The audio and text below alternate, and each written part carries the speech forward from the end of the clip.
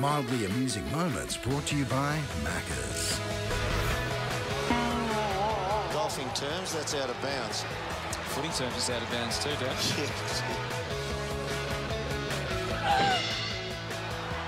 He puts the step on, but it's pretty hard in these conditions to do that. Alia just always plays with himself. Get your arms in there as well. Otherwise, very uncomfortable.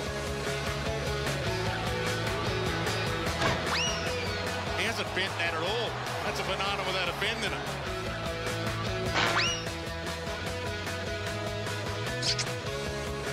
This is in the warm-up.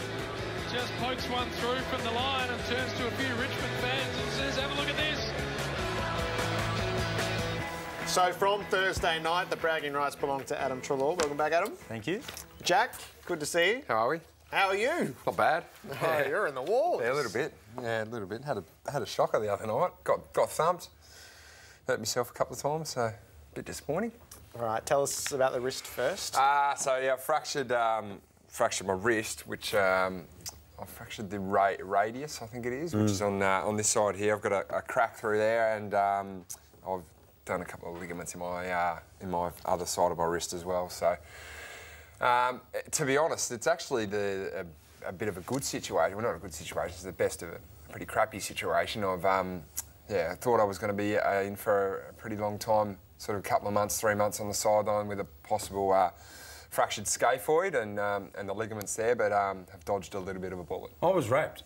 When it was only 4 weeks. When I found out it was 4 weeks, because I sent Jack a text, I said, it's good news or bad news? He said, yeah, I'll be okay. And I said, oh, great. And then it came out, it was 4 weeks. I went, oh, beauty, because, Jared, you were commentating. I don't know if you were watching, Adam. I was watching and I thought to myself, he snapped his wrist. Yeah, well, he's not playing again. I was about 10 metres away, and obviously being a part of the family here, I wanted to run over there and give him a hug, but I didn't. Hey, nothing against that, mate. Imagine if you did. Imagine if you ran over. Because I think you guys ended up kicking a goal after that, so it would have looked pretty bad if I was in the huddle celebrating with the Tigers after they kicked a goal. Strapped up and into the ruck, good Lord. And then the knee right at the end. Oh, yeah, just managed to do a little bit of a medial strain right at the end of the game. So wanted to really just cap off a great night, to be honest. So, no, it was a bit disappointing here. I just... Just unfortunately, someone tripped and But you didn't move. You didn't go after the ball, did you? You were a bit static. In the game? No, in that play. Oh, in that play, that just went over my head a little bit. And then you sort of... Yeah. Did that... You were asked, did it hurt? Yeah. Is that... Describe that feeling. That feeling there, it was a feeling of being sick, really, because... that was, I was standing pretty much in exactly the same spot last week and rented his knee, so it's about 10 metres away from where he did his ACL, and all through my head you get a knee injury, and you're like, holy crap. And went down to the rooms, and the first thing he asked, doc, obviously, is the ACL? He's like, no, it's all good. And he just a bit of relief. Then obviously, I've actually hurt my other medial at the end of last year, start of this year at training. Similar sort of incident, had someone sort of fall across it. So I've had a bit of a shocker the last sort of 3 or 4 months. Well, to be put away somewhere. Well, physically I've had a bit of a shocker. The rest of my life's going on nicely. We'll get to you in 1 second. The enormous challenge now facing the playing group. Now you're going to sit there and say, hey, they're up for it. They're up for it. And the fact of the matter is, we're all looking at them saying, are they up to it? Because the 2 bookends are gone. Dusty's in a bit of a rut. Not right. Greenwood got him. He played well the first week. Greenwood got him on the weekend. We are all looking at Richmond and going, OK, what happens now, and let's see if people can stand up. Yep. How does the playing group face this? Well, you say like a rut and the challenge is there for us. It's opportunity. That's what it is. It's an opportunity for some guys to come up from VFL level, and it's an opportunity for our guys that have been playing to provide, to play, without the 2 vice captains of the football club. So guys will need to step up in leadership capacities. And for me, I'm really looking forward to that opportunity. Of course, I'd love to be out there playing. Of course, Alex would love to be out there playing as well. But there's no point focusing and dwelling on the fact that we aren't. It's to go out there and support and provide the support for the guys that are coming in. Teach them a little bit about the guys they may play on. So I've played on Phil Davis a lot. I've played with Phil Davis as well at Team Rampage and was looking forward to our catch-up that we'd organised. But then it's for us to be a coaching part of the preparation for this week. I think off the back of that, because we faced a similar scenario last year, we lost our first 2 games and then ultimately we went and made the granny and obviously didn't win. But I think the enjoyment you get as a group inside when you know that outside almost everyone's against you, they're tipping against you. Externally, no one picked us after round 2 last year. No one thought we were going to go well. I think the enjoyment and the camaraderie when you come back to each other is well and truly there, especially when you start to perform really well and you trust the system and everything. So I think if I were to say anything, it's the exact same thing that we went through last year. And then obviously the adversity we faced with guys that actually went down with a few injuries. We had obviously Dunny and Shaz. I'd done both my hammies, how we went down. So I think the enjoyment they're going to get when they actually do start ticking and playing unbelievable footy is going to be through the There's no greater example that you could have used than Collingwood last year. Yep. Well, it was the year before exactly the same for the Tigers in a way, because the year before that led into 2017 where they won the premiership and we were so close, but we obviously didn't win it. There's something about Australian culture and the underdogs. And you're right, every sort of media personality out there and... We're just we're not saying because we don't know, but we are just you're asking wondering. the question. You're asking the question. Yeah, we're wondering. And I think there's a lot of people out there that have written us off, which be wary. Nice. Did you think Mason Cox would get off tonight? I did. I think the most important thing for me was that the intention of the bump or whatever it was, the shepherd off the ball, there was no intention to actually hurt him. And I think Grimes is okay. I think he's going to go out and play this week, I think. Oh, he's not because he's suspended. So. Oh, yes, that's right. Which probably came from the head knock. Yes. But if he wasn't suspended, he would have, obviously, I think, been okay to play. But, yeah, I think the intention just... There was no intention to hurt him. Knowing Coxie personally, knowing what he's like, he doesn't go out there trying to belt blokes or anything. So, do you classify that as a bump or a block? I think it's a block. I think it's a block. I don't know. Block. Do you think it's a reportable offence? For me, I probably would have said Here it is there, Jack. No, because I don't think there's any real malice in it. The only thing, I thought he would get a week for the fact that it was to the head and he'd made the decision to make contact.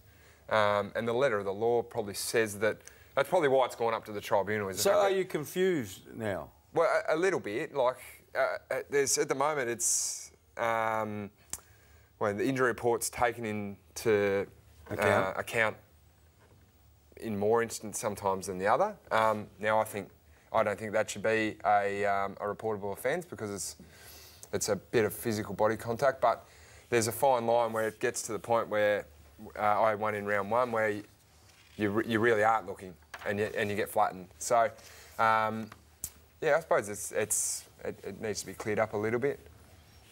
What do you think the performance last Thursday? A lot of people who went to the game are probably calling it close to one of Collingwood's most complete performances in recent years. Yeah, well, it was pretty much polar opposite to the week before. We were terrible against the Cats, and that wasn't really... It wasn't a game-style thing, wasn't a structural thing. It was more of an effort thing.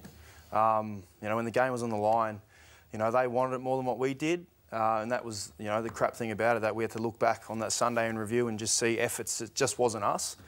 So, you know, we knew we've played Richmond so much in the last 3 to 4 years. We know how they wanted to play. We know, you know, how they want to play. So throughout the week, it was more about us and more about how we're going to go into this game, how we're going to implement, you know, our game style. Take away their strength. Which is, you know, they like to get the ball long down the line, get numbers to the ball, not the ball forward. Correct me if I'm wrong, Jack, but no, you keep going. On the outside, that's how we see it. So if we could match them, I suppose, with them getting obviously forward of the foot, if we can match that with our roll back with our defenders and get back to have our defenders out, which will give us a great opportunity to, you know, to look after our offence on the other end. You know, that was sort of the game style going in, but it was more of an effort thing.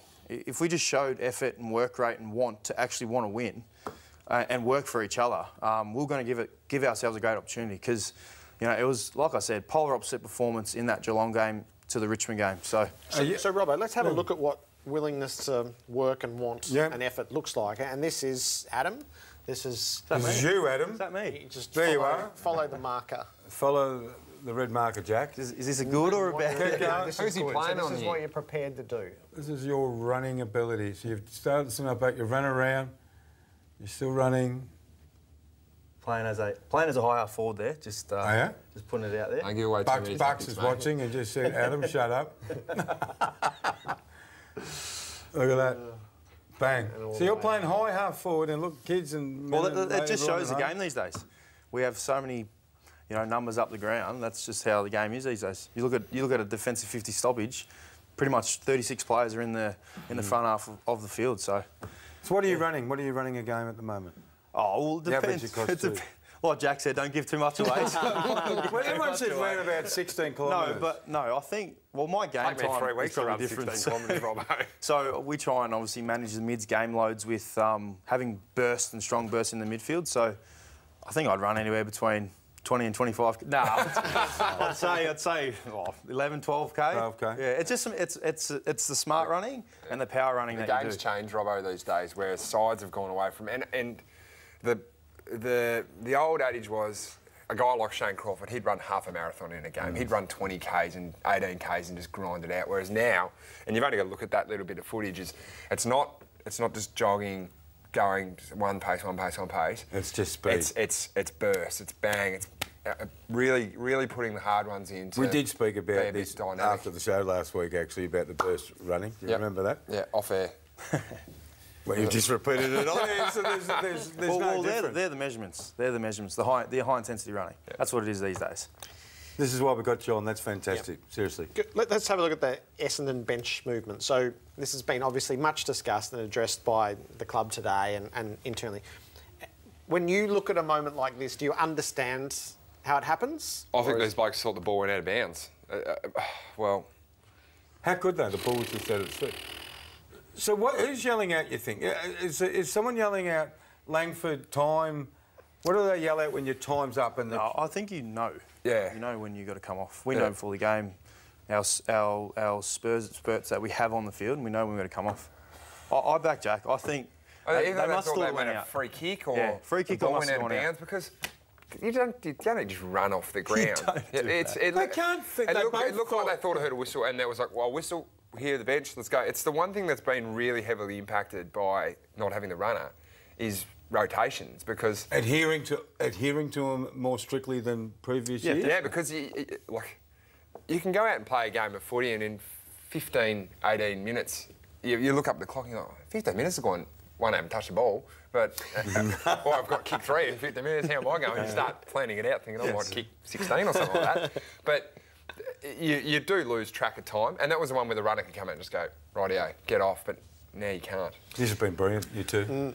You've got the honour, Adam, of crowning the RSEA Safety Players Pick, the $300 prize pack, RSEA gear worth. Do you know who I've picked, Jack? No, I don't. I think, because this is my first time. You haven't picked a teammate, have you? It's my first time. No! It's my first time. This is like Dangerfield on AFL X night. You picked the Cats time. first 4 picks. I didn't know what to go for. I crap myself. So I tossed up between Jordan Ngoe and Jack Crisp. And I went with Jack Crisp because Geordie gets the recognition externally. We don't need to pump up Geordie too much. I think the work that Jack does, the consistency that he plays at week in, week out, the role that he gets given, he does it almost better than anyone. On the weekend, he had some unreal one-on-one moments. At 32, he attacks, he marks over the head, he's tough. When he gets the ball, he takes the game on. He had Dusty a couple of times one-on-one, and Dusty is the best one-on-one player. And for Jack to either half that or win that, full credit to him. So if I get a next pick, I promise you. There's 8 other games, mate. You can watch the whole weekend of footy to pick this. If someone comes out and kicks 10 for Collingwood, I won't pick Collingwood. I promise Great stuff. Jack Crisp getting the RSEA He'll be wrapped prize with you. pack. What a with our teammate. Safety Players pick. Adam, hey, good luck against the Eagles. Thank you. Yeah, Well we'll all done. be watching. And Well done, mate. good luck watching on for a little while. Yeah, I don't know what I'm going to do. Jack Riewoldt and Adam Treloar with us on Players Night. We're heading back to the W Awards next. Premiership co-captain Chelsea Randall and the coach Matthew Clark will be our guests.